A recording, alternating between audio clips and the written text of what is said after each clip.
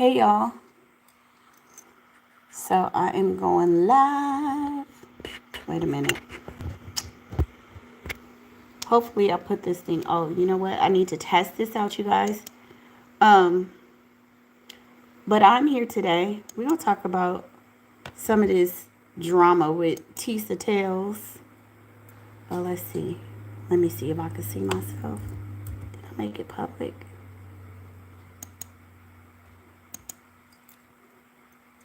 Um, okay. So I am live. I'm live, y'all. Can you guys hear me? Can you hit the okay. Okay, yeah, I can hear myself. Okay. Hey you guys.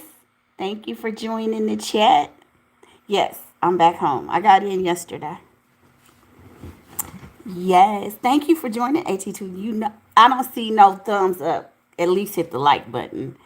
Um I want to talk, and so I want to thank you. I'm going to be talking about all this Tisa Tail stuff, you guys. And I'm not going to talk about it a lot because I know she's a trending topic. So, hell, I got to talk about it. And I actually had an opportunity to talk to her when I was there. The very first day I got there, I mean, she's been there for the entire time. I'm not sure if she was there for the voir dire, where they select the jury. I think it's delayed, but I hit the, thank you. I'm just, and I'm just messing with you. And I saw, shout out to you because I saw that you reposted the video or you posted it again where we're talking about Arman. This is just off topic, you guys, for a second. The whole thing with Arman and the backlash he's receiving, I think it's unfair. And I think a lot of the mainstream media, they had issues with the YouTubers. Seriously, there was a huge divide. Traditional media felt that they owned the sidewalks. And they're very aware that YouTubers are making more money than them. YouTubers aren't restricted in terms of what they can talk about. It's just new media. And so we were treated as such. The courts have a relationship with traditional media, like inner city press. He's a person who can go into the courtroom, have his phone tweet and all those things. So they have established relationships that have been intact for years now. But it's a new era. Things are different, and YouTubers are entering the chat, entering the picture, and you could tell it was a lot of tension. Okay, so the whole thing with Arman, I was like right behind that crowd, y'all. I'm a woman of a certain age, like Wendy Williams would say. So I wasn't doing all that. Just was not doing all that. And I was sitting down and I tried to capture a little bit of it. I have a video which I probably will share at some point, and you can hear they're like right behind my head. It was impromptu. It was no thought of mocking the victims. Why? Nobody would mock the victims. It wasn't that at all. It was like AT2 mentioned in one of his lives. It was almost like the end of a school year where tons of people are coming together and it's like, yeah, we survived the Diddy trial. I'm getting a shirt saying, I survived the Diddy trial. That's kind of essentially what it was. And if you guys have been watching Arman, you know that he has little segments when he's recapping what happened in the courtroom. He talks about staying oiled up. That was just part of something he was doing, even on his videos. And mainstream media knew that. So I think, it just got kind of blown out of proportion. They saw a bunch of black, because it was predominantly black people. And I'm going to say, kind of a younger crowd too, as well. And they saw them getting together, and then somebody put a negative spin on it. And again, when all of that ruckus started happening, Diddy's mom, I can't remember, I believe it had just happened right before. She had came back to the courtroom because we were supposed to be hearing the final verdict, right? So she was entering the courtroom and everybody broke out and, hey, Mama Combs, and congrats, they were happy because we had found out, I think, oh yeah, it was the bail. We were finding out whether or not he was going to get bail. And so everybody was saying congratulations, and she was waving to the crowd.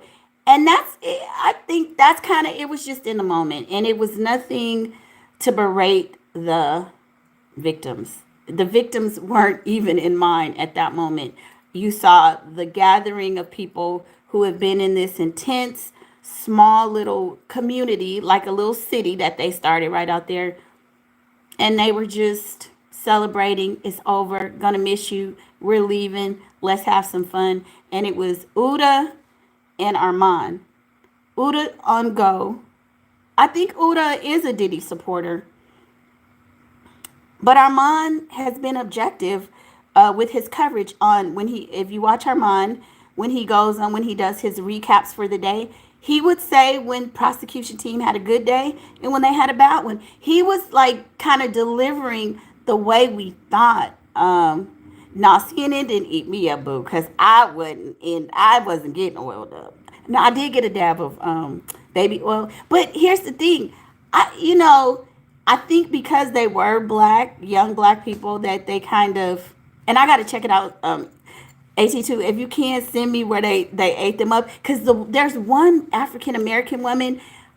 She was there like at the first few days. She's the lady who interviewed Neek, Lauren LaRosa, and Mona. Now she was coming to court at first. I don't know if she stopped, whatever, but I stopped seeing her, right? And I know she's a CNN correspondent. She's the one that I saw kind of talking about it, or I didn't even really see her talking about it. I just saw a clip of her, and they said something about Armand, or But I listen. I don't know what they said, but I understand. Uh, it kind of, it may have appeared like they were celebrating, but it wasn't. And those ladies, because I saw a lot of them in line, and some of them were mature women like me, and those women would be trying to check us, and it's like, first of all, no mortgage paid over here, boo. You ain't what? It's crazy, you guys, but that's a whole nother story. That's a whole nother story. But AT2, please, if you can, send it to me, because I would love to see what they said, because it's crazy. They really felt superior to the YouTubers, and then towards, as they started seeing numbers and everything, then it was like, oh, let's partner, come on to our show. How do you do it? Well, I don't care what anybody says, those networks are corporate. They're sponsors, advertisers, just like YouTube, just like with our videos. It's certain videos they'll say, oh, this is in the yellow because the sponsors aren't going to like it. But let's fast forward to Tisa. So I want to talk about Tissa Tales. And I'm going to play one of my videos, because I saw it the first day that I was there. I saw Tissa in line. And there had been a rumor going around that Tissa was going to be sued. So Mark Garagos is the father of Teeny Garagos. And Mark Garagos is on the TMZ. They have a podcast, Angry Old Men or something like that, the Angry Men podcast, and they're all attorneys. So Mark Garagos, why hating on Tissa Tales? It's so high school. This is ridiculous. All she does is go live her opinions. No, okay. So here's the thing. I don't know if you're saying, why am I hating on Tissa Tales? I'm about to give my story about Tissa Tales, and I was a follower of Tissa Tales. So this is not. You take it how you want to. You could see it as hate or not. I don't know. But I'm giving my account of what I think is going on with Tissa Tales. So whatever you think, that's what you think. Good for you. But y'all hit the okay, Angela. Okay, yeah, because sometimes things don't come across. I was a tattletale back in 2021. And I ran into Tisa. So okay, I get what you're saying. And that's kind of what I'm speaking to. And girl, while you talking to me, please hit that like button. Okay, so yeah, so that's kind of what I'm here to talk about. Now the thumbnail may have been a little trickery, right? Because that's what we have to do to get y'all in here. But I'm gonna talk about Tissa Tales. And some may like it, some may not. And this is not to I'm just trying to be objective and give my opinion.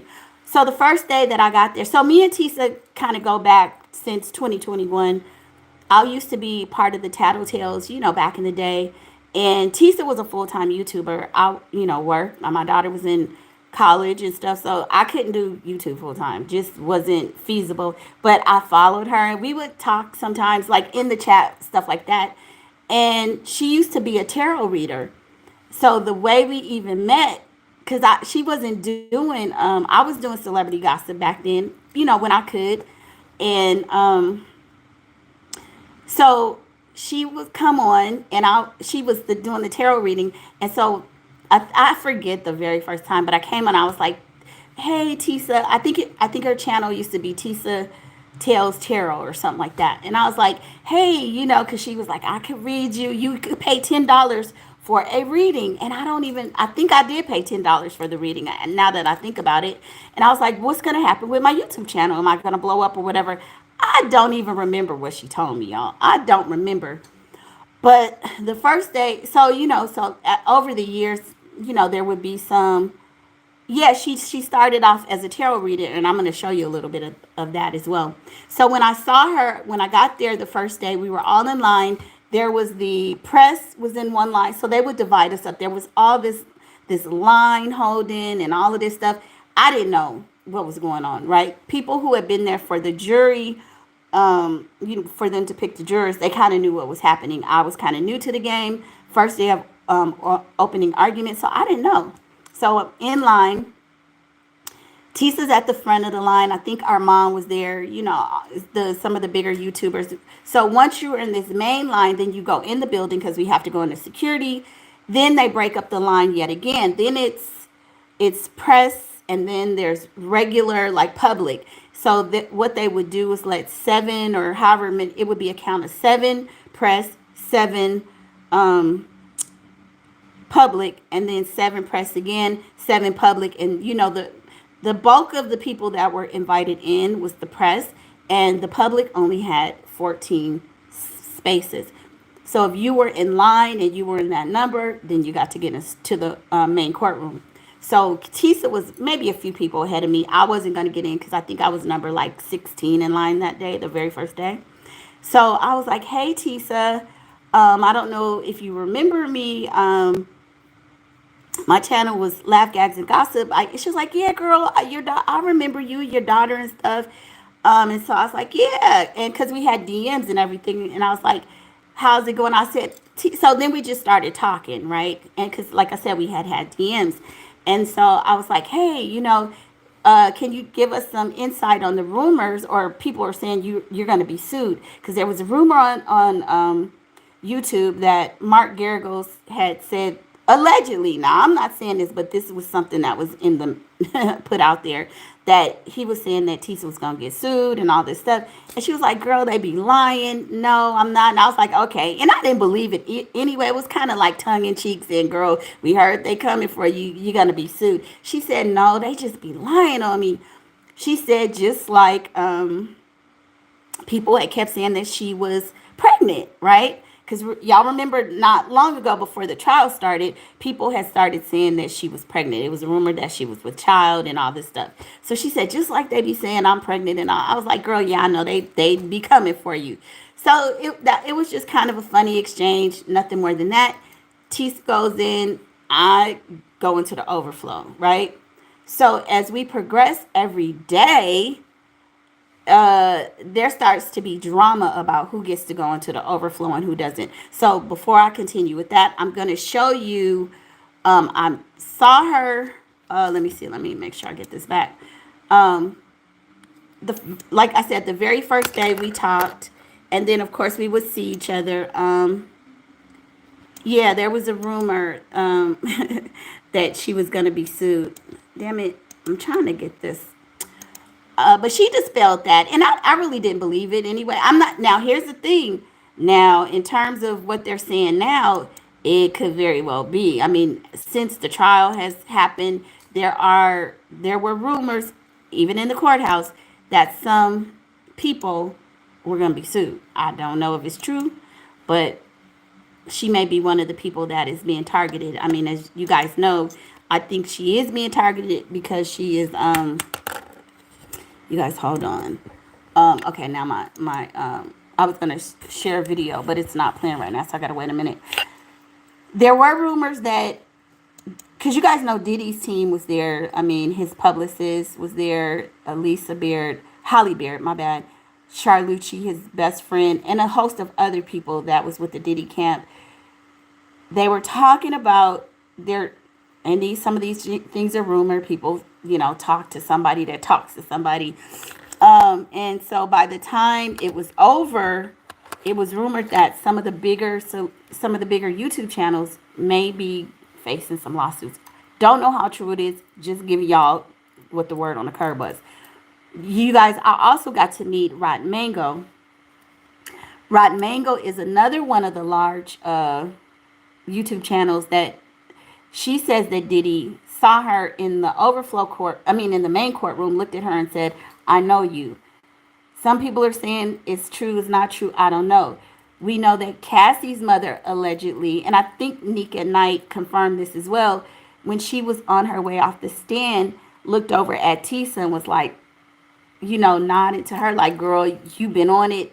You know what you're talking about, giving her a nod of approval, like she's been on top of this Diddy.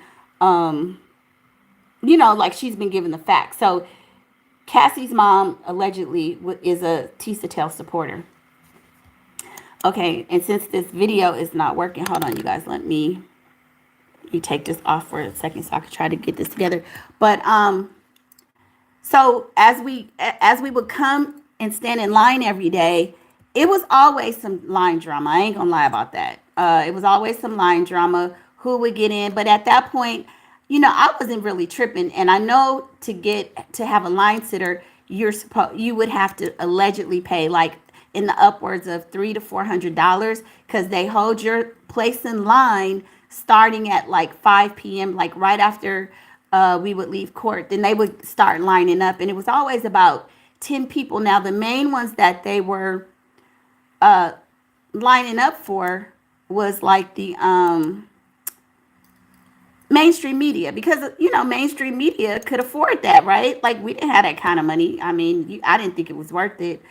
So mainstream media, they would have their line sitters, but it looked like some of the YouTubers were coming and cutting a lot of people. And like, so if you're right at the end of that number 14 count, hell, it was like damn near fighting words. It's like, I want to get in too. Like, like y'all be fair. You guys are cutting.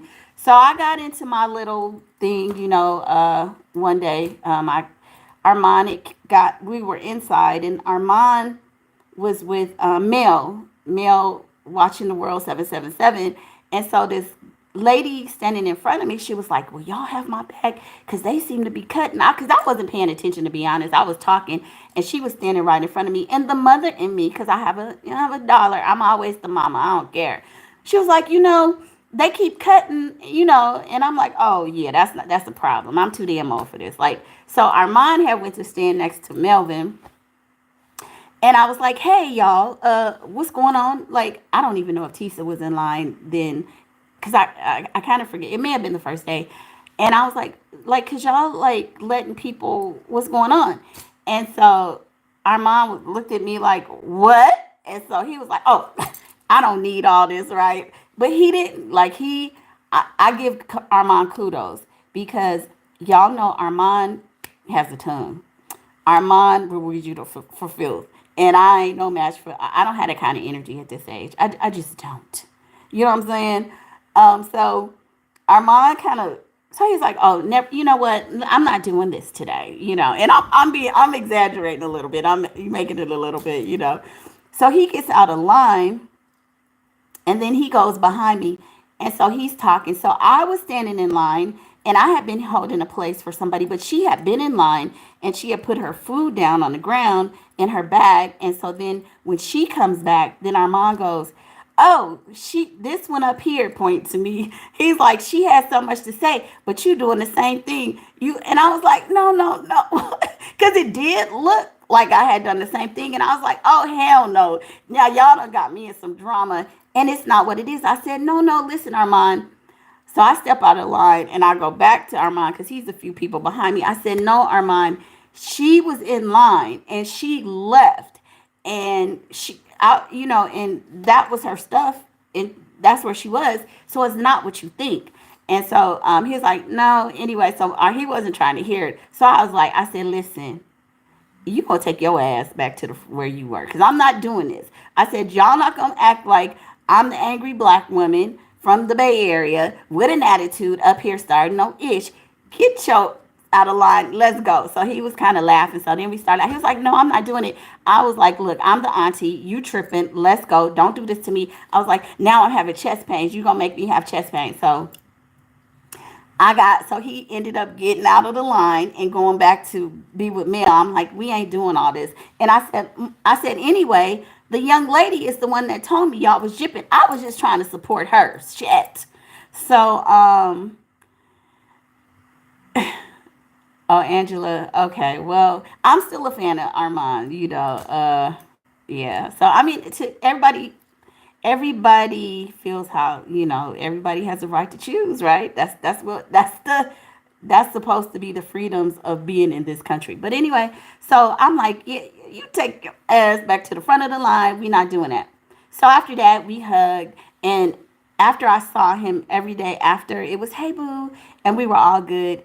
And I really appreciated. I had a moment with him by myself. I think, like, I came home and then I went back. So like last week when I saw him, I said, I just want to uh, give you a shout out because I know that in that particular instance, you could have went off the rails. Because I said, Armand, I know your mouth, I know your tongue. And I said, I appreciate how you treated me as I'm thinking a woman of a certain age, a Wendy Williams type of chick type of thing. And I said, I really appreciate that. And I said, it shows good parenting. You had respect, and I do appreciate that. Because some of the young men that were there, they didn't give a damn if you was 4 or 42. They was gonna call you, talk up under your clothes, talk ish, but he didn't. So I did acknowledge that. But okay, it looks like my computer is back up. So let me see if I could play this. So as I was stating before, I knew Tisa from the tarot reading days from back in 2021. And back in those days, Tisa was unassuming. She was animated. She was very nice. She was a sweetheart. That's why I was a tattletales. Supported her channel. So this is the video that I did. Let me turn the screen. Let me see if I can show you guys.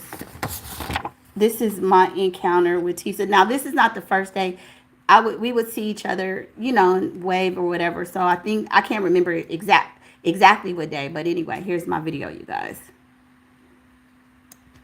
And then I'll continue. Guys, there's a rumor going around that Tisa Tales was working for the feds and was hired by the prosecution team to go against Diddy big time. Now, I don't know about that, but a lot of people are just stumbling upon Tisa in the last couple of years. I used to be a tattletale years ago, like before Tisa blew up. And back then, she used to read tarot cards. And I was in her chat one day, and I was like, hey, Tisa, what's going to happen with my YouTube channel? I don't know if I believe that about Tisa, but hey, I don't know. Hey, what's up, guys? Listen, you guys, I remember, no, you can see Mama. I remember Tisa when you read me and said I was going to be successful on YouTube back in the day. You remember when you did your tarot? Yes. But she blew up, you guys. She blew up. Hey, okay. Guys, there's a rumor going. Okay, wait, hold on, y'all.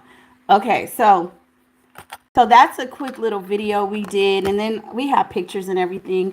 And so, when I'm hearing people say that she's one of the feds, it's like, I don't know. It's possible. But I've seen her transition.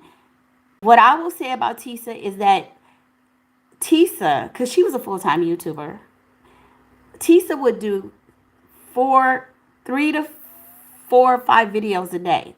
She was doing the Kardashians. Well, I'm talking about after she started doing the tarot stuff. Because she did the tarot stuff, I'm going to say, for some months, maybe about 4 or 5 months. And then she started transitioning into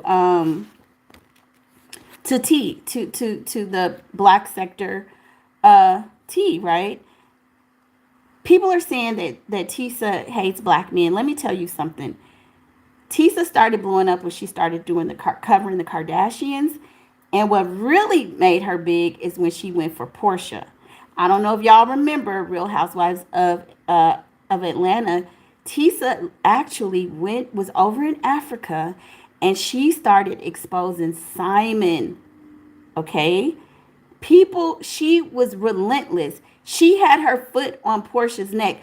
Go back and look at her history. Go back to the beginning. Go to the videos and look at it. I'm going to say People even started accusing her of bullying Portia Williams from RHOA. They were like, Tisa, give it a break, let it go. So when people say that she's anti-black males, I personally don't think so. I think that Tisa, once she gets into a particular case, she gets so passionate about it. She gets, I don't want to say obsessed in a negative way, but she just gets that into it where she's just giving commentary nonstop, relentlessly, and she bites into it and she doesn't let it go. So when people are looking at her Diddy coverage, um, Call Me Darling says, I personally don't like Tisa's style of reporting.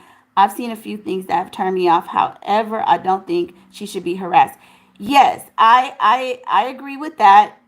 So when I saw her, um, one of the days we had a moment outside, and I was asking her what was her legal background, because I was telling her I had been a litigation secretary, and she seemed to be very knowledgeable about law. And I was asking her, had she ever gone to law school or anything like that, because I knew she wasn't an attorney. And so I said, now Tisa, I ain't gonna lie, I don't agree with everything that you say, but that's okay.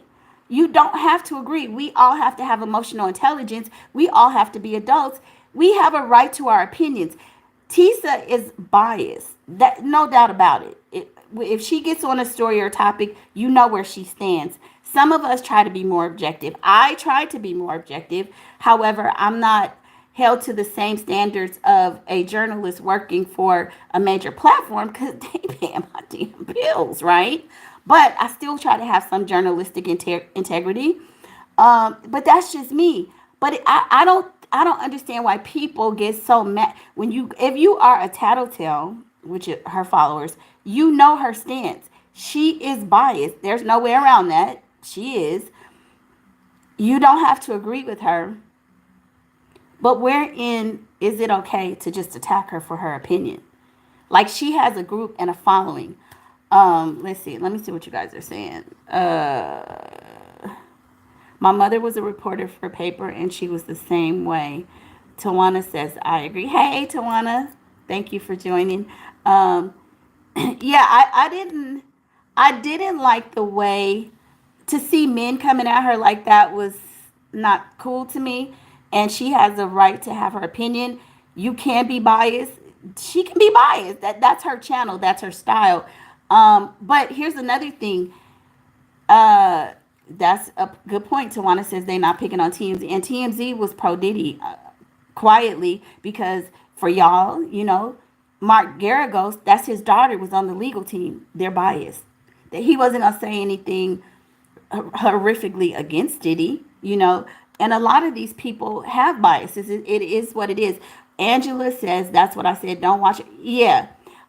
She is biased because she doesn't support monsters. No, Butterfly. When I'm Tissa's biased. I've watched Tissa. If you're just joining, I've been watching Tissa since she was doing Real Housewives of Atlanta. And when she gets on a story, she's relentless. She has a particular narrative, and you're not changing her mind. But that's her.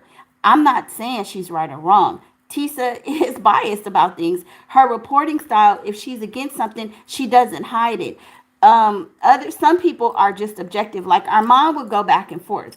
When he was repeating, doing his recaps, he would say, oh, today the prosecution team had a good day. And, or the next day he would say the defense team had a good day. I really didn't get that from Tissa. I didn't watch her every day, but I'm just saying, and like I'm saying to you, I saw Tissa and told her I don't agree with everything she says. So I'm going to say right here, I think she's biased. You don't like it? Oh, well, I don't know what to tell you. Because I don't think it's a knock against her. I think that's my perspective of her commentary. It doesn't mean it's a bad thing. It's just acknowledging what I believe. And you got a right to feel how you feel. But I'm not saying because of she doesn't support monsters or anything. I'm talking about her history, okay? If you just joining, I was a tattletale when back in 2021. I was paying the monthly feed $4.99 when she was doing tarot readings. So I'm not here to bash Tissa. I'm giving my perspective as to what I've seen and how I think she is. I don't think she's necessarily against black men. I think once Tisa gets on a story, she's like a pit bull with it, and whatever she feels, that's her perspective, and that's what it is, and it ain't no stopping it. It's the same thing with Shanquilla Robinson. Okay, so we're gonna move into a couple other things. I had to get my notes. People have been saying Tisa was an agent. I am one of the YouTubers, like I said, because I've seen her rise. I don't believe it. It's possible. Anything is possible because she has gotten so big. Could they have reached out to her?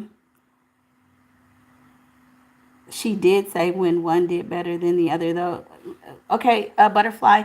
I think Tisa's biased, so we're not gonna have to go back and forth with that. Call Me Darling says I prefer unbiased reporting. Give me, yeah, I think a lot of people do. But if you are a Tisa fan, she gonna give it to you the way she. That's her thing. That's her shtick. That's it. That's all. If people don't like it, they don't have to, follow her.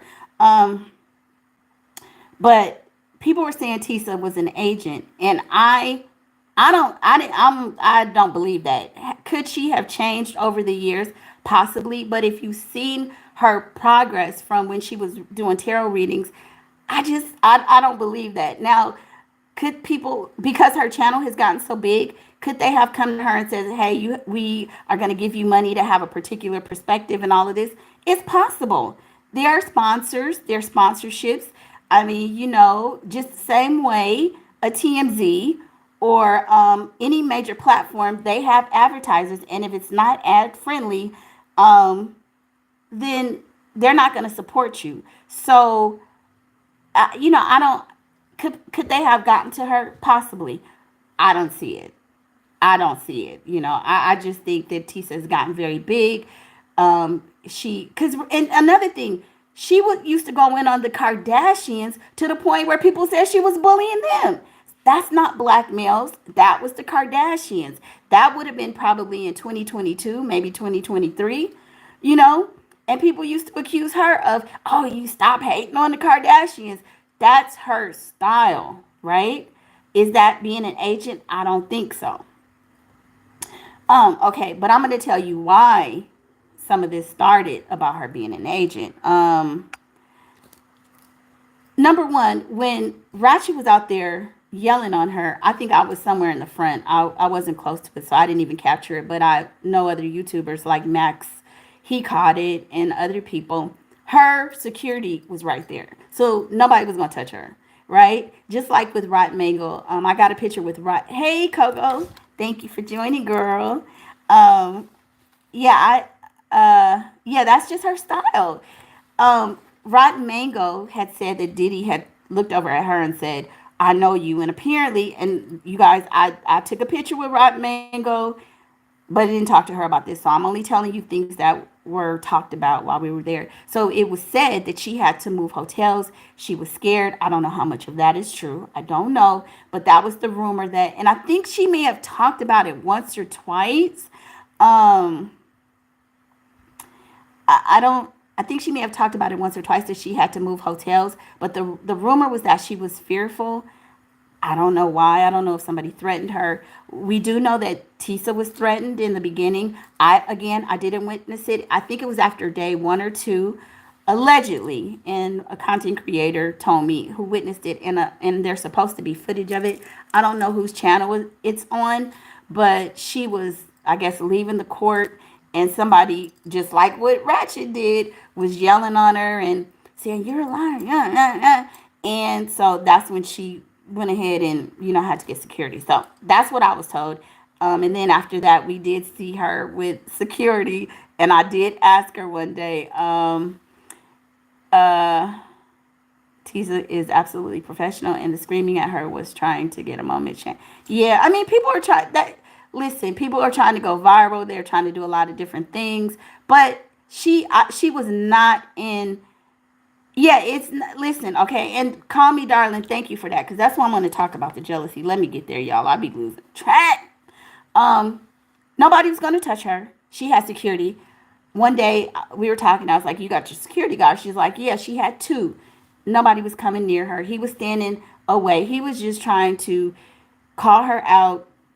Um, I don't. Yeah, he was just trying to call her out, and I know some people don't agree with it, but she was safe. Nobody was going to touch her. Just like Rotten Mango, people were like, "Oh, was Rotten Mango safe?" Nobody was really going to be hitting nobody or anything like that. It was too many men around there that would be protective, and there were just different officers patrolling. So I don't. She was not in danger like that. Darling said something about the jealousy factor. Y'all got to get this out of your head. Use some emotional intelligence. And I'm not trying to, be rude or anything like that. Just because you have a different. Okay, when Tisa goes against Diddy, is she jealous? Because the man's a millionaire. Or, you know what I'm saying? Like, are you calling him out because of his bad behavior? But is it because you're jealous? No. People have a right to have different perspectives. It's not jealousy. Again, I have no bone to pick with Tisa. Over the years, I was a tattletale supporter, but I'm able to see the all of the elements that are at play here from a person who has followed her since 2021. Some of y'all are newcomers. You're just getting on the game. You don't even know. A lot of the content creators were coming at her too, not just because of jealousy. There were instances. Shanquilla Robinson, she did some misreporting. There was some information about the people that were going to get arrested, and it turned out I reported it as well because I was doing that case at that time. It could be jealousy, butterfly, but it's not all jealousy. Y'all gotta quit thinking that because people have a different perspective is jealousy. But hey, if that's how you roll, that's how you roll, baby. Grow up. Um, Tisa had reported, we all did, so I'm not going to point fingers at just her. We all reported some stuff on the Shanquilla Robinson. And if you go back, there's some other YouTubers that were just as big as her that was calling her out about it. And that was in 2022. And they said, hey, that's a lie. It's not the truth. Take the video down. And she didn't take it down. I took mine down. Tawana says, right, I was following her when she had nobody in her audience, but yep, I don't know if we were in there at the same time, but yeah, I was, yeah, it was just a couple of, that's why I was really intimate and stuff, because it was just a few of us, right? And she was reading them tarot cards, and I was like, because I believe in some of that stuff. So I was like, Tisa, read me, because she was doing her thing. And she read, I did see a video. The video that I used for the one that I just did, she was talking about Portia and Simon. And actually, if y'all go back to that video, she read them. And what she said ended up being true years later. So Tisa was on her tarot reading thing. It just probably didn't pick up as fast. So she pivoted. But she had said some stuff about Shanquilla Robinson. And I'm not just Tisa, the lead attorney, myself, and other content creators I will not mention. We were all wrong. We were, and the Diddy trial has also shown me that mainstream media will report shit that ain't true. And I'm not a story breaker like Tasha K. Tasha K breaks stuff. She be getting behind the okay, wait. Call Me Darling said that's when I was done. Wait. That's when I was done with her. I was upset about the Shanquilla situation. People talked about how credible she was, and that was a flat line for me again. I don't think she deserved. Right. Bobby, but Bijo says no, they jealous. What was the other reason then to yell activate? If they disagree, could have said, yeah, I agree with you. There are different ways people could have approached her, but hey, everybody's different, and that particular YouTuber, I think that's just his style. I mean, everybody's different. Anyway, so the Shanquilla thing, that was big because we all had misreported it, but a lot of us just took the videos down, was like, oh, snap, shit, we got that one wrong, can't monetize on that, and that's what it was.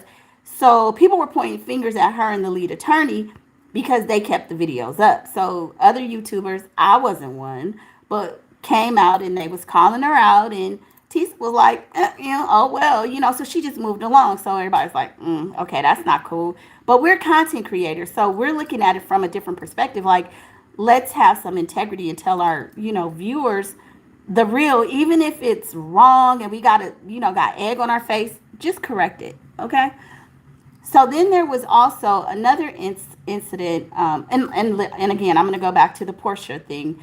the stuff that she said about Portia was true. She went to Simon's house over in Africa. I think Simon was trying to say it was his villa. It was a beautiful, estate, right? But she was over there and she started outing him. She found out that it was like an Airbnb. I don't even think Portia knew at the time.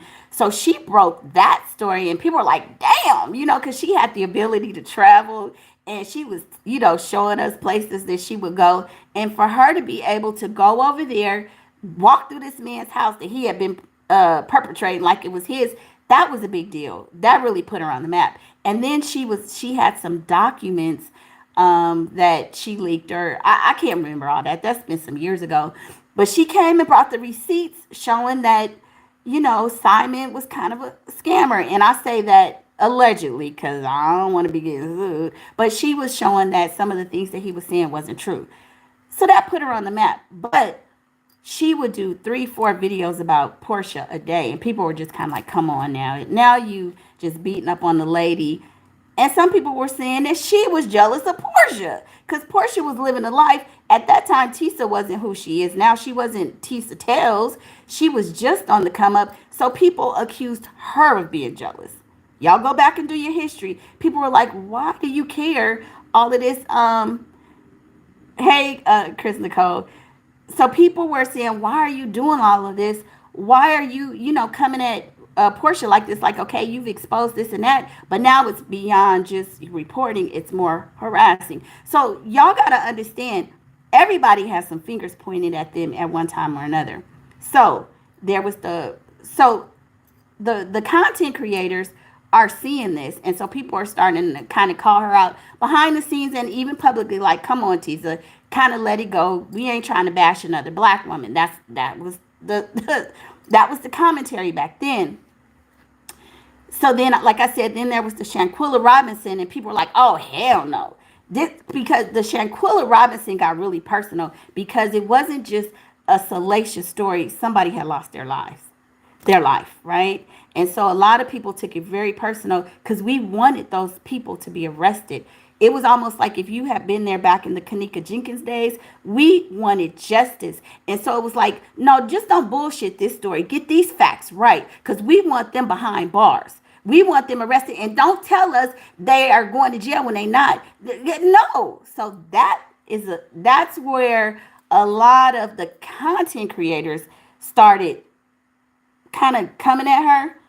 Again, me and my little lane, listen, I be working. So it's like I get to the YouTube when I can. I don't give a shit. But I did think, I'm like, well, yeah, I took my stuff down because I thought that was the right thing to do. So again, now with the Diddy trial, and there's some other things that happened, which I'm not going to bring up here, but it's not all jealousy. Some of it is based in fact, based in perspectives, and based in like any other workplace, any other peers of yours, where you're looking at this person saying, I like this, I don't like that. But there's a way to do everything, right? But I don't police grown people. You 3 times 7, you grown. I can't claim you on my taxes. Got one daughter, not my problem, not my business. So, okay. So then there was the Jonathan Audie situation. And this was with the Puffy. So, I mean, like I said, there's some other elements in there, but we're not going to hit on everything because, shit, I ain't going to be here all day. But, yeah, so the Jonathan Audie, there was a video that she did where she said that Jonathan Audie was deceased. And people were like, what? And I can't remember. Yeah, Sybil.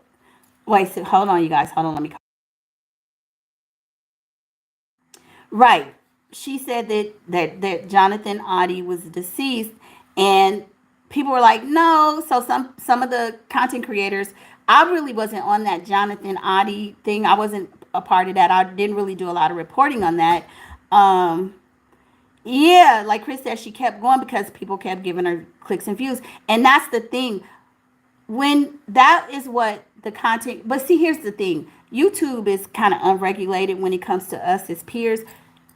The YouTube community or YouTube itself regulates what we say and what we can't say. So me telling somebody, oh, you need to take that down, you can't, I don't have a right to do that. But a lot of people felt like, even with the Jonathan Audie, hold on, y'all. that she kept the video up. And I don't think she took it down. I have not checked. Like, y'all, I ain't gonna lie. I'm like, hey, but people were calling her out about that. So I feel like there are reasons why some people were coming at her, because some people question her integrity. If you are a fan of hers, that's fine. But on the flip side, there are people who question over the years some of the things that she has done. There's a flip side to every coin. Everybody ain't perfect. Y'all got to accept that your faves are not. Okay, so that's some of the background as to why some of the content now some of them are just jealous. We gon' I ain't like I'm not gonna say that there's no jealousy there, because Tisa leapfrog past a lot of people as long as she's been in the game. um Chris says, I would say less have morals and integrity. Most that's the clicks and the views. That's what, when we get up here and talk about prayer and camaraderie and let's support each other, y'all don't give the clicks and the views. Y'all listen, me putting Tisa in my title, that's why half the people even here. With the exception of Chris. Last night I was outside, and Chris, thank you for letting me know my shit was sideways. Um but Chris was here last night. I was doing some trying to film the fireworks, and Chris was came over. Hey, I'm just saying hi and stuff. But most people, they don't uck with you if you're not into the mess. That's what it is, right? Um, so yeah, she has found her little niche and she play on it. Back to the jealousy. Yes, some people are definitely jealous. There have been content creators doing this for in the upwards of damn near a decade, right? Full time. I'm not talking about, the working people like myself, like we have been doing it when we can on the side.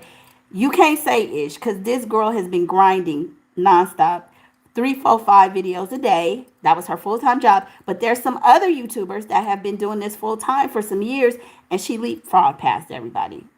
So I could see some people being Tawana says we like the salacious trash. I do too. I do too. Oh, okay, okay. Well, I don't know, Chris. When I went back and looked at it, it was the orientation was off. I was like, oh, F it. But so yeah. Damn, y'all. I gotta stay. Call me darling. Just say it. Light skin. Ooh, y'all see. Oh yeah. So there is an element of jealousy, and I mean, human nature is human nature. If you've been doing something for damn near forever, and somebody come in and then they just leapfrog past you, and you like, but I've been doing this, and I've been integral and doing everything like I'm supposed to, and this heiferella done just jump past me. Am I gonna be jealous? Human nature, probably. But not everybody is. Some people kind of go, wait a minute, sis, you done did this and did this. So I'm gonna say it's a mix of a couple things. So the Fed part. Now here's where the feds come in. So we got to rewind, y'all. Y'all know I be a little bit scattered, but stay with me. So as I was saying, when we first started, Tisa is beautiful. Colorism and futurism is real, and I've said that too. Um, when we first started, like I said, there was a line. If you had a line sitter, then you were supposed to get your line, because everybody wanted an opportunity to get into the main courtroom. After I realized that you had to pay and you have to be there at 5 in the morning or midnight, F that. Because we had monitors in the overflow. That was good enough for me, okay? I'm not doing all that. The first day I got there, probably about 7, and I was tired. I'm like, oh, hell no. I couldn't even get my videos out because it's such a long day. It's exhausting. It's work. So after like the second and third day, what started happening is Tisa and a couple of other content creators, they would come, like the first day I was there on opening, they were there, or yeah. But then after that, they would come probably around right before when court was going to start or before they're going to let us in. And no matter what time they came, they would get into the court, right? The main court. So people are like, well, did you have a line sitter or whatever? And I didn't really get too into that because I had my own issues where I was questioned by some, mainstream media about like, why are you standing here? Show me a receipt. This is the receipt I have for you. That's the receipt right there. Um, I'm not responding to that. So I'm standing there because the day when they was questioning me, I'm like, you guys go get the marshals, let them figure this out because I'm not going back and forth. The ladies that I was with, yeah, they started arguing. I'm like, I'm not doing all that. We not. My mother is nowhere near here, so we're not doing all that. So it was understood that Tisa was always gonna get in. So oh, let me see. I don't know if it's cutting in and out. I apologize. Let me be still. So what no worries, girl, you good, you good. Just makes me check myself. So what happened? So people start saying, wait a minute. Does she have a line sitter or she just cutting the line? What's really going on? Then what we started finding or hearing, because we this is not fact based, this is all via observation, okay? It was like, oh, now it was at the point where even if you don't come to where the line sitters are standing, you just be line. They get you out the line to go into the court. Oh, okay. So people started noticing that. It was like, what's really going on here? That's when the rumor started. Okay, so people started saying it looks like, because you guys got to remember, before court started, before the trial started, Tisa used to say, oh, I have inside, I have sources. And some of the stuff she would say was like, girl, how you know that? Yeah, you're right. What? So clearly, she has some source or somebody that she knows that has behind the scenes. So it started to appear that she was being allowed to go in, and not even have to stand in line, or if she wasn't in line, that she was going to be walked in. So people started questioning that. So one of the lobby guys, so I think I told you guys this before. I had started, there was a little Italian guy. He was one of the marshals, but he was on the first floor. And so he asked me, he was like, oh, he used to flirt with me. And he was like, did you make it in yet? And I was like, no, I haven't. He was like, well, if you want me to try to pull some strings to see if I can get you in, let me know, me and Max, right? And I'm like, okay, whatever. But it's like, I don't like begging people, whatever. This is where God have me. I'm cool with it. And the reason we had even got cool because like the second day I was there, he was like, are you part of the family? And I was like, no. And I was like, why? So he's like, oh, I don't know. I just thought you were. So he kissed my hand and everything. So he was telling me, well, if you need any drama or just let me know. So he started following me, watching my page and all this stuff. I don't even know if he's here now. But so he was telling me one day when I was in the lobby, he said, well, we're not supposed to. Tisa comes in and out, and she's not supposed to. And I don't know how true this is. Again, y'all, I was never in the main courtroom, and I'm just telling you what was told to me. He was like, because when I came down one day, and it was before they were still going on, and I don't know what I was planning to do, but I was going to go outside. He was like, we're really not supposed to be letting y'all go in and out. And I'm like, oh, really? And he goes, yeah, well, Tisa's in the main courtroom, and she's not supposed to come in and out. She goes in and out, and she starts recording, or she takes breaks. They're not supposed to be doing that. I was like, oh. So see what I'm saying? Hold on, you guys, 1 second.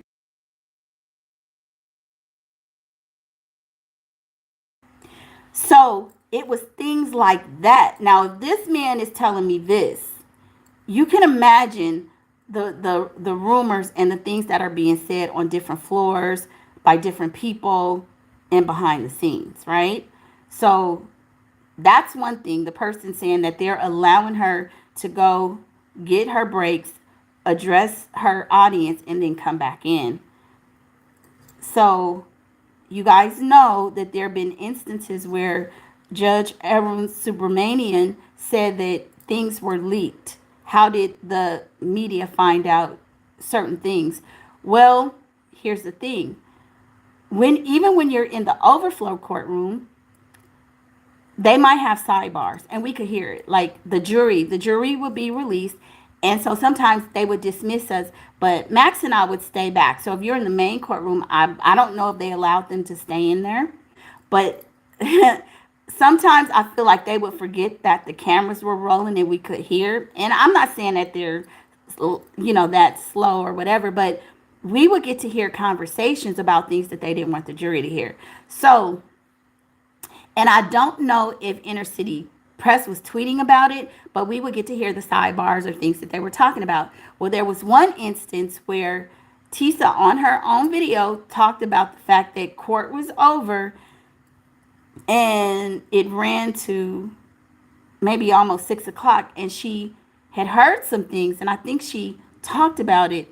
And then it was a couple days later where we started hearing that certain things were being discussed or talked to in the public forum, and it shouldn't have been. So I'm not blaming her, and I'm not saying she did that, and I'm not saying she did anything, but I'm saying that she seemingly was allowed to sit in or be in and about the prosecuting, the attorneys, and things where maybe other people didn't have that privilege. There are other people who are saying when they were in the main courtroom that she was able to go off to the side with the prosecutors or like in their area, maybe close and about. I did not see that for myself, y'all. So if it's a lie, I'm lying behind somebody else. I'm merely telling you things that were said. So people felt that she was so close to the prosecuting side, the prosecutors, that they felt that she had some kind of, some connection. She has said before that she has sources. Now, just because you have sources doesn't mean you work for the feds. But I think that's kind of where it started, because people would see or thought that she was having special access that was denied to the bulk of people. And I might even venture to say regular or legacy media. I'm just, that's what I'm thinking. So that's to me where a lot of the Fed rumors started. From my perspective, that's not enough to call her Fed to me. And I'm going to say, because even when we were in the overflow court, people like and Diddy's team would come and talk to us, and people would leak information. They would say things about Cassie. They also said Diddy is a Fed. Yeah, you're right about that. Yeah, Tawana, thank you. Yeah, you guys, can you hit the like button, please? Um, they would come and tell us stuff like the attorneys. Okay, so not all press and not all attorneys were in the main courtroom because there's only so much seating in there.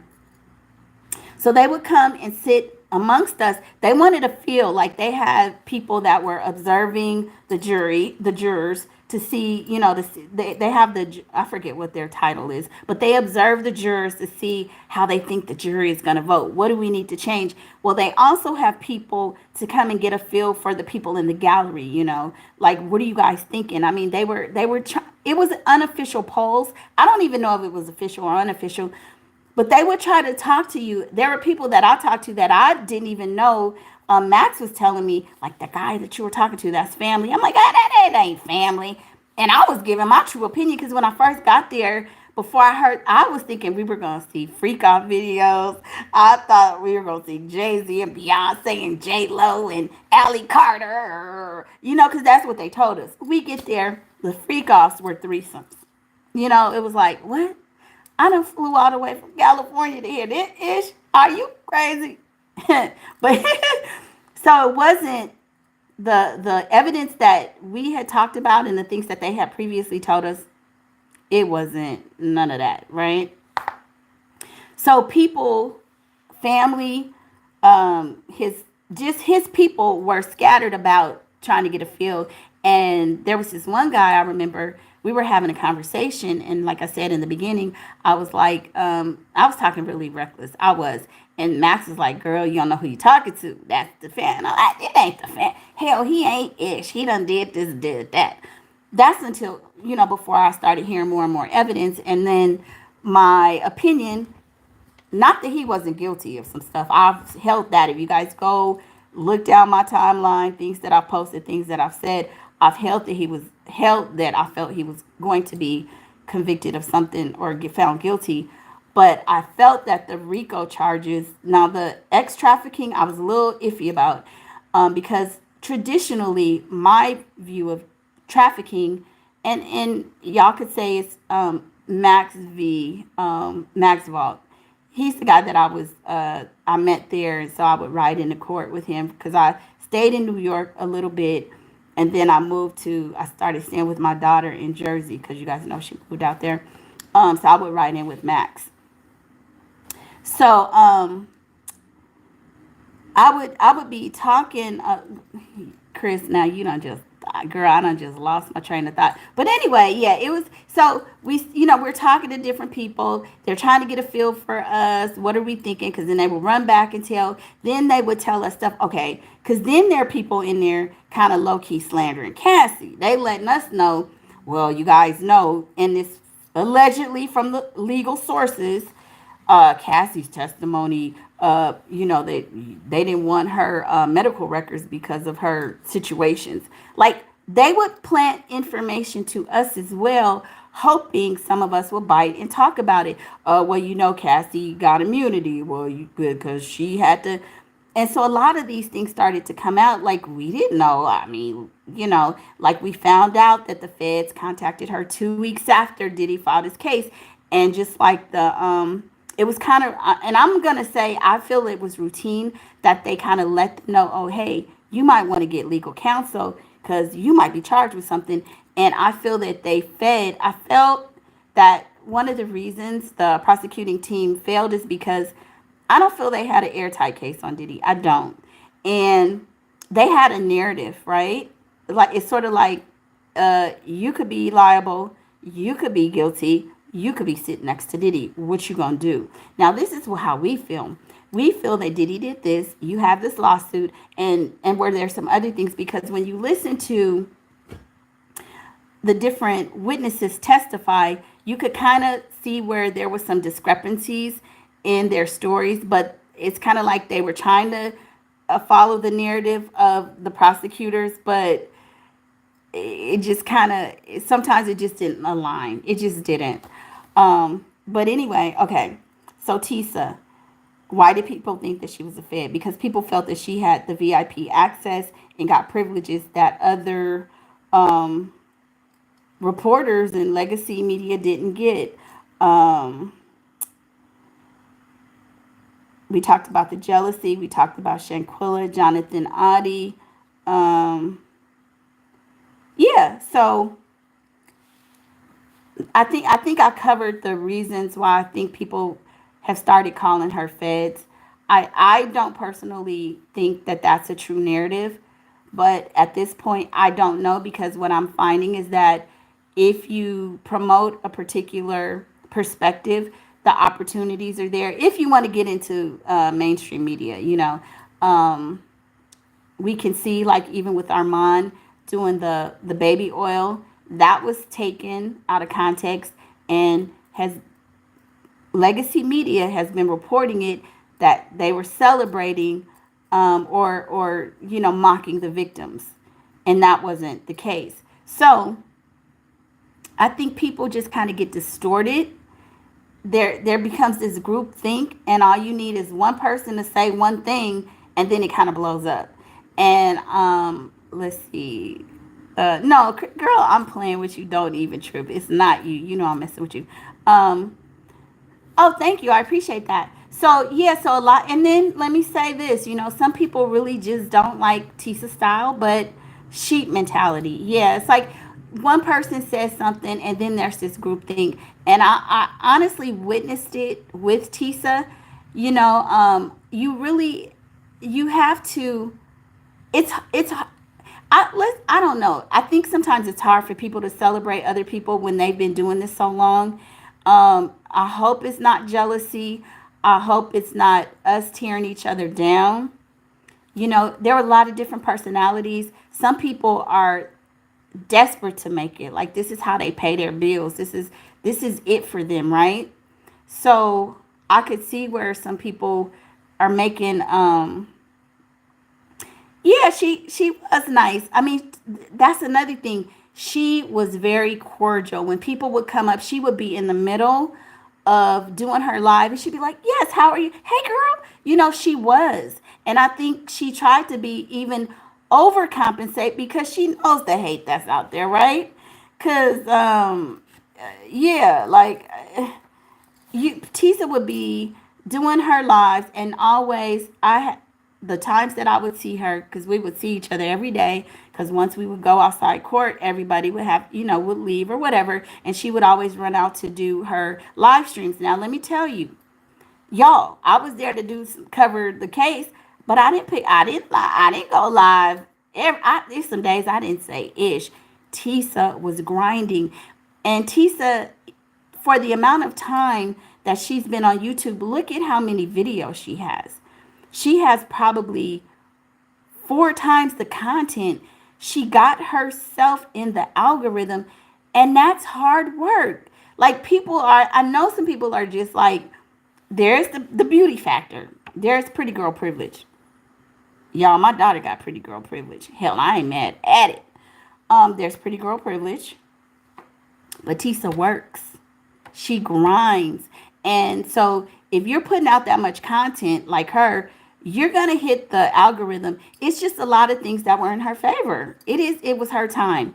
Period. And stars were, and Tisa was a tarot card reader, baby. So she might got that sauce. She told me, now I reminded her, you said my channel was going to be successful. And she said, and it is. So I'm going to take that Tisa Tarot and just hold on to a girl. Sprinkle me, okay? See, I'm from that era. Like, we ain't got to hate, because my blessings don't come from hating on somebody else. I feel like my blessings come from above. And, when you have people like, if she doing good, hey, sprinkle me. Give me some of that magic. I'm just saying, but this is not to sing her praises either. Because like I said, when I had the opportunity to talk to her and we're talking about our backgrounds, I was like, I don't always agree with you. And she was like, oh yeah, she don't, even the people, who had talked bad about her, if you kind of go and look at her videos, she's like, I know you've been talking about me. She was even gracious enough to be in her videos. See, it wouldn't be me. You been talking about me, and I miss tails? Kiss my tail, okay? You want some tail? You gonna get this. Oh yeah, no, we're not doing videos together. But see, that's mean spirited. That's being a mean girl. That's being a uck you girl. But she didn't do that. So I think she's getting a lot of bad press. But here's another thing that people are not thinking about. While y'all sitting up here on the Tisa Tail 8 train, y'all pushing her further in the algorithm. Further in the algorithm. she's gonna be her own little sector in a minute. Just like, remember when Jaguar Wright was? Like, you guys having all this anger and angst for her. It's engagement. Her name is the algorithm is loving her. So, I'm just gonna say, just in closing, as I wrap, I don't believe, hold on, y'all. Y'all, I keep getting hoarse. I don't know why. I don't believe that Tisa's a Fed. Um, yeah, she probably will. Okay, so now I'm going to talk to you guys and just answer stuff. Chris says, look how they treat her versus Arman. Society hates women. Okay, Chris, expound on that, because you got to make it crystal clear for me, because I don't know. Arman has had his handed to him since he's been on YouTube. He gets dragged at least every other month. I guess it's a part. Yeah, Arman is. I'm gonna say. So I've been watching Arman since way back in 2019. Um, I was watching Arman before I was watching Tisa. Let's even say that. And I've seen him just kind of blow up, and the whole him and Tasha K back and forth. And I really did feel like there was Tasha kind of went against him with the Storm Monroe. I saw all of that, So I feel like Arman's complaints were valid, but Arman is growing, and he just has a special gift that no matter what he does, he's still gonna. He might have a misstep, but he's gonna keep going forward. It's just because he has that. What do they call it? It's a certain factor that he has. He has the personality, and so he's not gonna come up short. Let me see. Tawana says, right, she's hitting all sectors now. I'm not mad. Go, girl. Yeah. The only person I felt was out of line was Ratchet. That was very sad.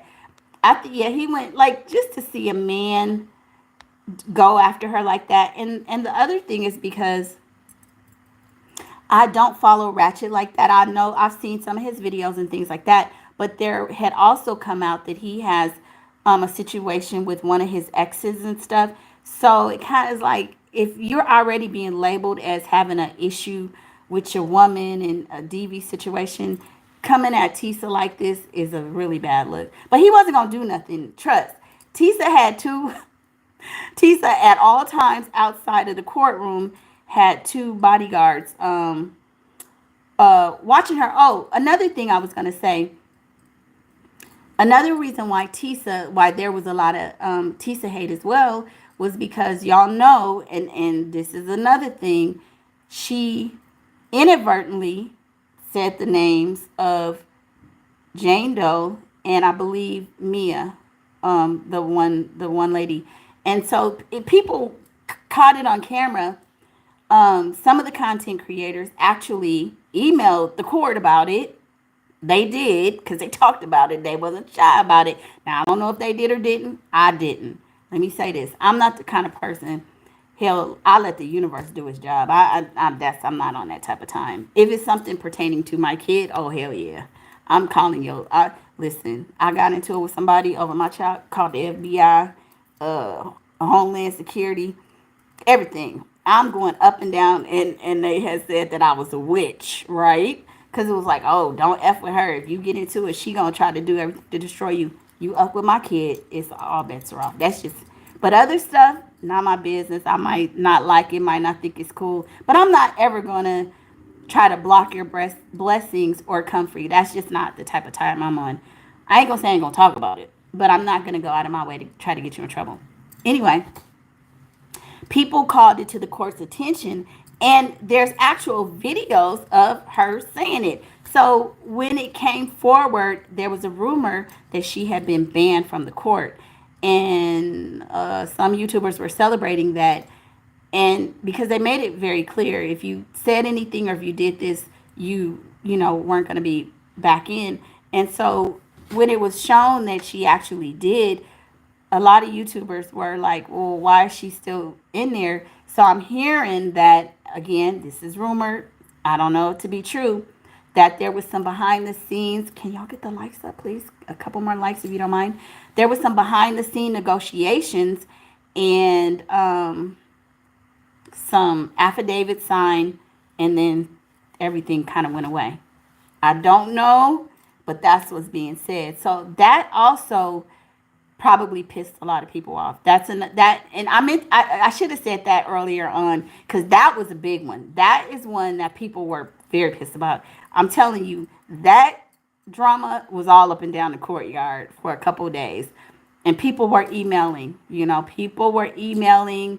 They were mad. They were approaching the defense team, allegedly telling them, showing videos, timestamps, everything. People were pissed about that. So that's another reason why some of the people were.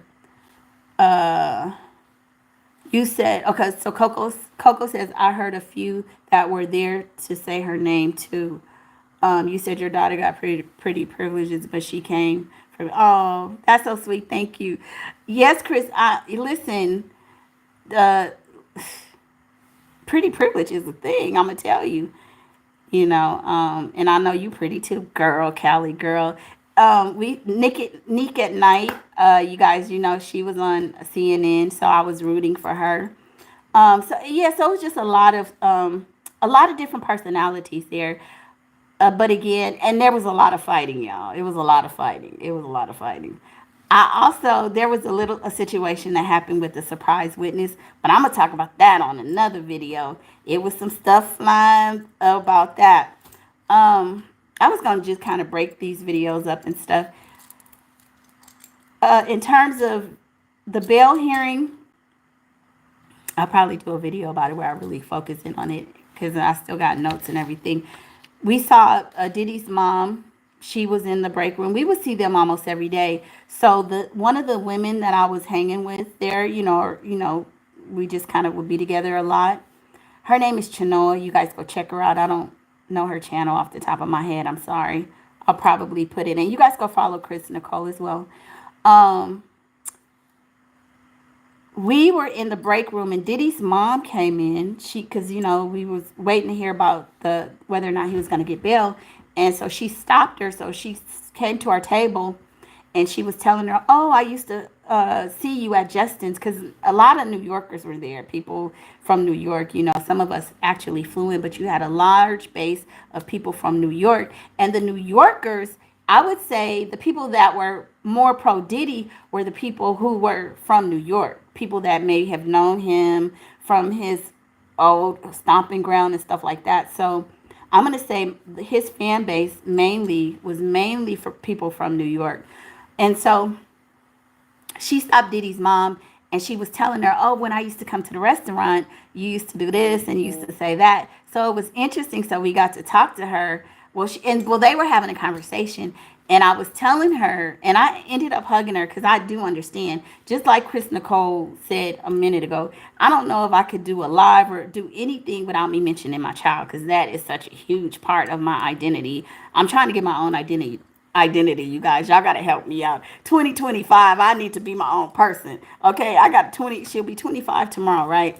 So it's time for me to go on and be have a life of my own. She's grown out doing her thing. Let me grow the F up myself. But anyway, I was talking to her and I was saying that as a mother, if your child is right or wrong, you stand by him. That's how I feel. Now, I know some people feel like if my kid did this, I would disown him.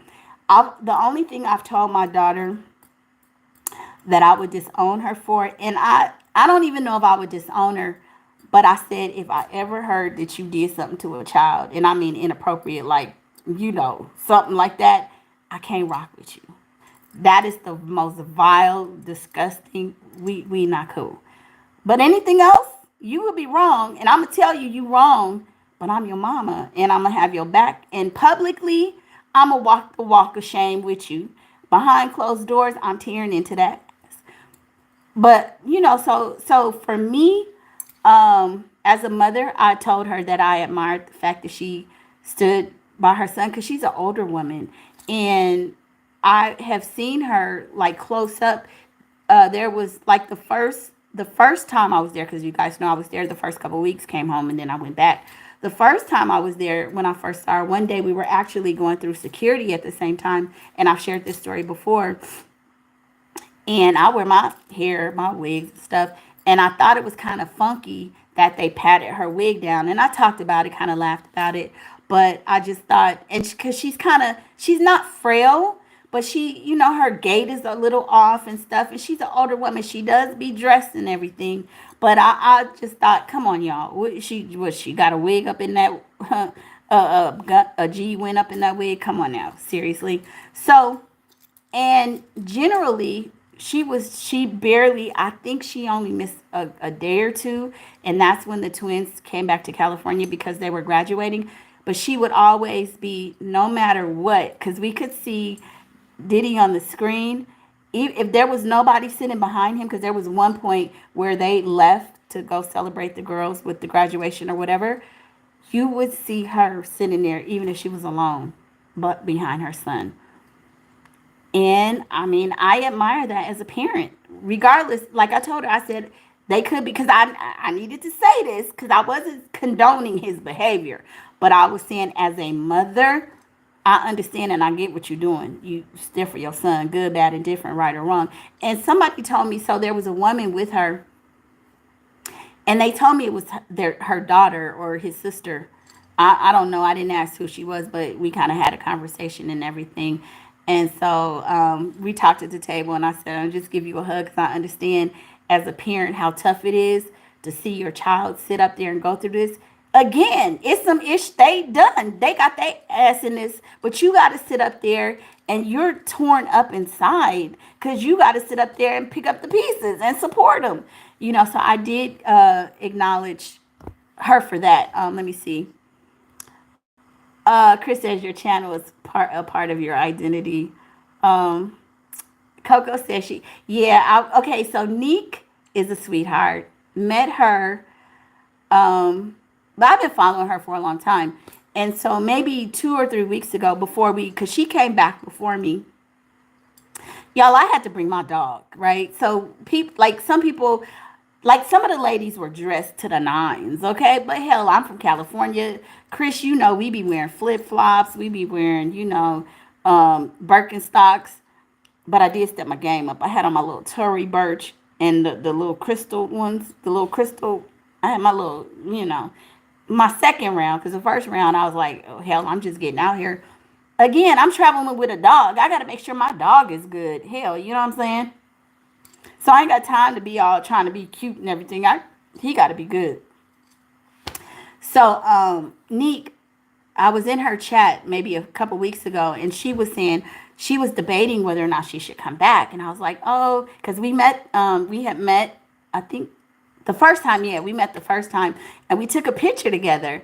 And it was so cool because I had shared a story with her that when I first started my channel, I did an interview with the R. Kelly guy, and somebody got in my chat and said, "Oh, Neek should have done it. Neek would have done it better. Y'all should go check out Neek's channel." And I'm like Erica Badu. I'm sensitive about my ish. That's probably why I don't do more lives, right? Cause don't what? And so I was a little bit taken aback. Like, how dare you? But I never let it affect how I felt about Neek, right? Because people, and so I shared that story with her. So we ended up taking a picture, and I shared the picture, and she was so down to earth, like Arman as well. Hold on, you guys. That's what I really appreciated about it, because there were some YouTubers that were a little standoffish, no names mentioned, but for the most part, the people that you would think are big and everything, maybe it's because we were all there, and like hell, you can't escape this, so you might as well just be. You are here like everybody else. We could rub elbows with you, so you ain't better than nobody else. But she was so down to earth. We took pictures. So when she was talking about coming back, and she's from California like me, she was like saying, "Y'all, I don't know if I should come back or not." Now I'm gonna tell you guys something. The facts of the matter is, there are two really standout YouTubers from all of this. Listen, Arman and Tisa. Everybody else did an awesome job. Everybody was awesome, but I'm talking about the two who garnered the most attention. I'm not saying they had the best coverage either, but I'm saying just in terms of all of the media attention around them, the two that everybody ended up talking about, legacy media YouTubers, Armand and Tisa. It is what it is. And there were some, like Mims, great coverage. Mims, I met him, awesome man, really nice, shouted me out, very, looks good in person. He has great coverage. He had great coverage as well. And he actually was on some publications. So there were a lot of people who were there who did awesome jobs. Me, I ain't gonna lie, I was one of them. I was just like, I told y'all, I was like Rumi Carter, like, oh, this is sensory overload. I was having a good time. But going forward, I've learned if I cover another trial, I know what to do, right?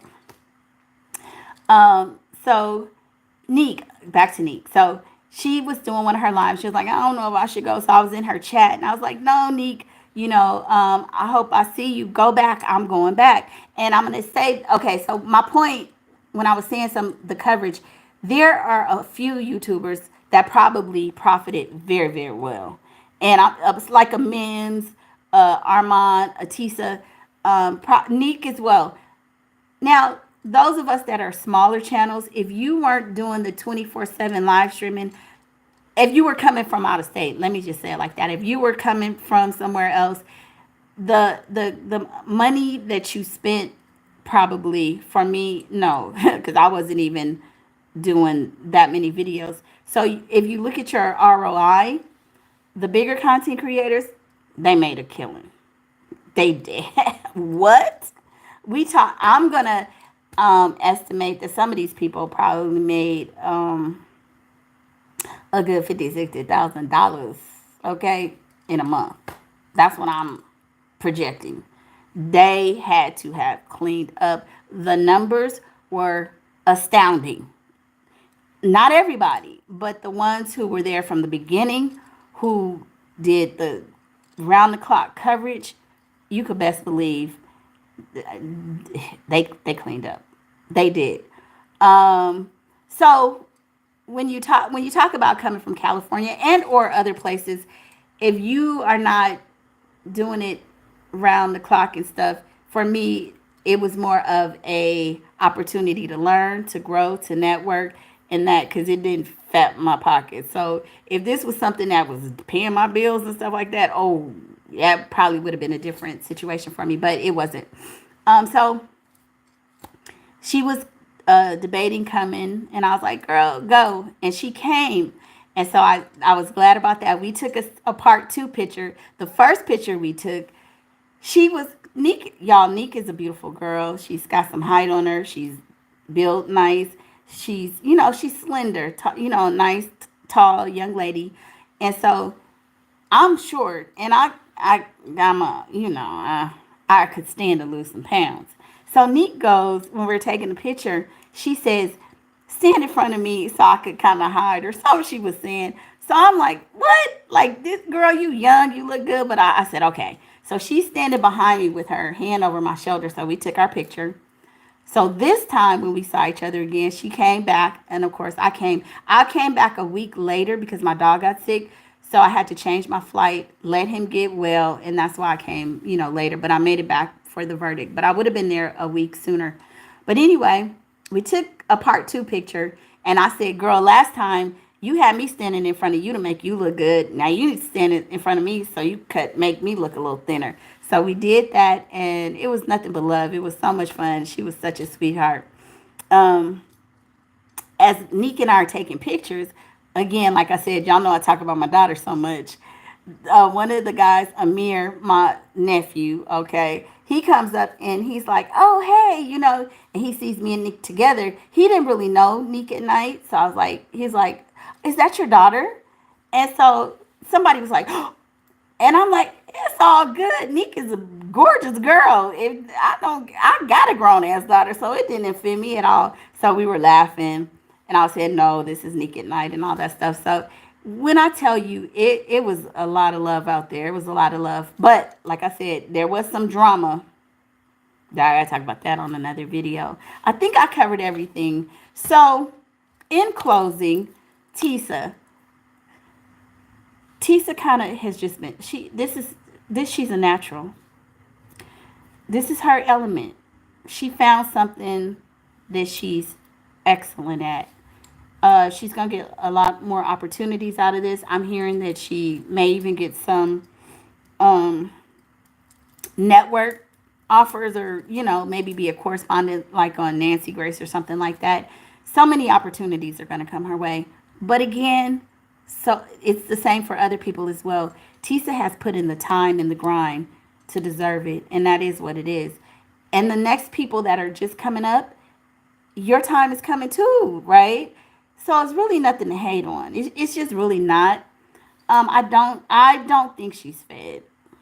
I wish I could say something salacious and something crazy, but I just think she put in her time.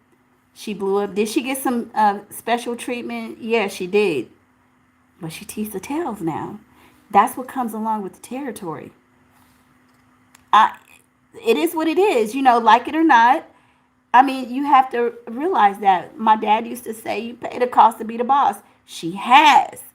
And so you can't be mad about it. Yes, Deborah Wynn says she is passionate, and that's the thing. So I really don't believe she targeted. I don't think that she targets black men. I think Tisa gets passionate about a particular subject. She's like a pit bull, and she ain't letting go. You know, and has she had some missteps, public missteps? Yes, we all have. So is there some jealousy? Yes, but it's not all jealousy, y'all. So I want to make that clear. I don't think it's all jealousy. But I mean, when you have this broad of a group of people and they're all vying and fighting for that crown, that brass ring, this is what happens. And the same way, people are saying that people are jealous of her. Y'all have to remember, if you've been a fan of hers long enough, go back and Look at what people were saying about her and Portia. People were saying she was jealous of Portia. Why are you doing this to Portia? So, Tisa is on her way to the top. Don't hate, congratulate. Your turn is coming next. Um, I remember, one of my girlfriends.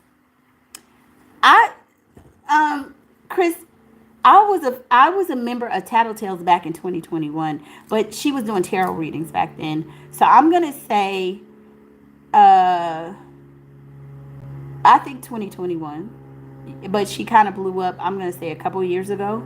After the tarot readings wasn't really doing it. She used to do travel vlogs and stuff too, but that really wasn't it. It took off. What really set her apart was the Kardashians and the Portia, because she was, traveling all around the world, and the fact that she was, yeah. And I'm not even gonna count the whole 4 years, because at that time it was still, I don't think that she was really taking it that serious initially. Like I'm saying, when she was doing the tarot readings, it was kind of like fun. I think it was Tawana that was saying she used to be back in the chat when it was like 20 people, and we were tattletales then, because it was the tarot reading. I wasn't following Tisa back then for celebrity gossip. No, it was Tasha K.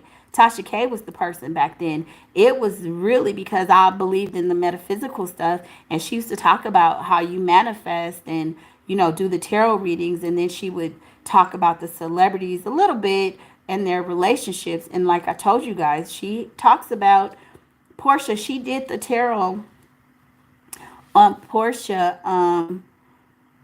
She did the tarot reading on Portia and Simon, and what she said back then panned out to be true. She was saying that it was a scam or something. I can't remember. Anyway, it at this late date, it was the facts. It's true.